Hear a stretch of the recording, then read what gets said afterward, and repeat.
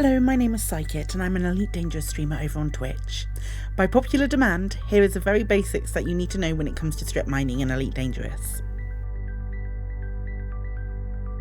I by no means claim to be an expert in mining, but I've done enough of it in my time to share some basic advice for starting out.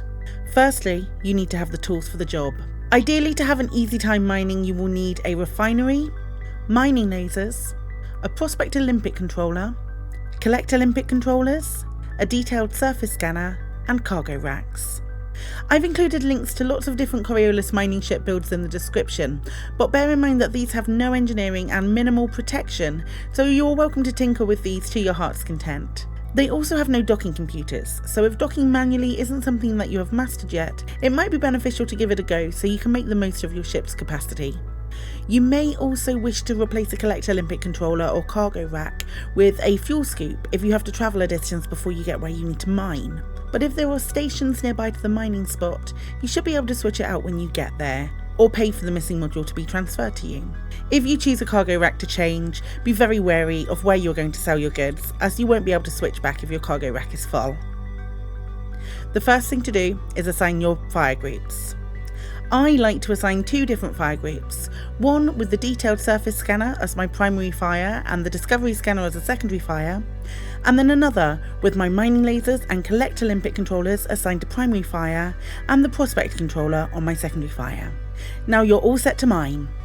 If you're looking for a particular mineral and you're unsure where you would find it, this table should help you find the type of ring that you need to look for to have a chance of finding the item. You can cross-reference this with EDDB and search for the type of ring in a system nearby to you. When searching for something like painite or platinum, you'll want to head to an overlapping hotspot, and there's a great mining section on ED Tools that will help you find your destination from there. Be sure to buy limpets before you head into the ring, either from a nearby station or a friendly fleet carrier. Depending on the ship that I'm using, I tend to fill up limpets between 60 to 100% of my total capacity.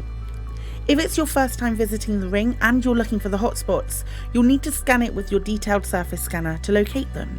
You can't replace your DSS with another module, as if you come back you will no longer be able to find the hotspots. If you're not dropping in on a res site, there will be no trigger to take yourself out of Super Cruise, and you will instead end up dropping straight into the ring. You will take minimal damage by doing so, providing that you don't plough into the ring at full speed. From then, aim yourself at some rocks and send your prospector limpets to see what's inside. Before mining though, take a pause to see if anything follows you into the ring. Should you have been followed by an NPC pirate, wait for them to scan you before you begin mining, as if you only have limpets on board, they won't attack, but for anything else they will start making demands of you. When you find a rock which is some of your chosen mineral, get close to it and start your lasers. If the lasers and collector limpet controllers are on the same trigger, they will all deploy at the same time. So should any of them be destroyed or expire, another limpet will automatically fire out and you'll constantly be collecting.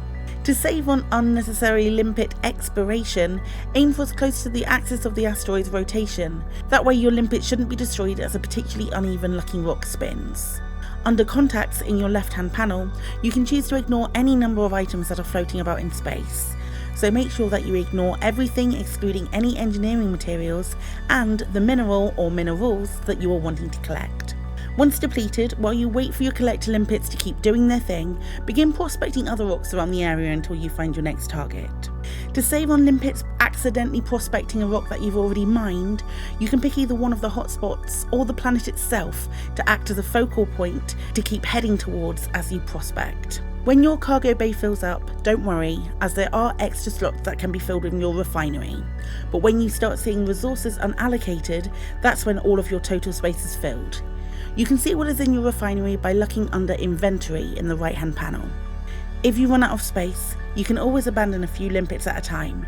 They're only worth 101 credits, which is pennies in comparison to what you will make from selling your mined items. Once full, or if you've run out of limpets, it's time to find out where to sell. To find the best prices, you can head to Inara or EDDB or even ED Tools. If you have an alternative destination in mind, such as the community goal completion, then you can head there. And that's all there is to it. If you have any further questions that need real-time answers, I highly recommend checking out the Elite Dangerous category on Twitch, where a whole host of commanders will be happy to answer any questions that you have. You can find me over at twitch.tv/psychit on Monday, Tuesday, Thursday and Friday from 1 PM UK time. 07 Commanders.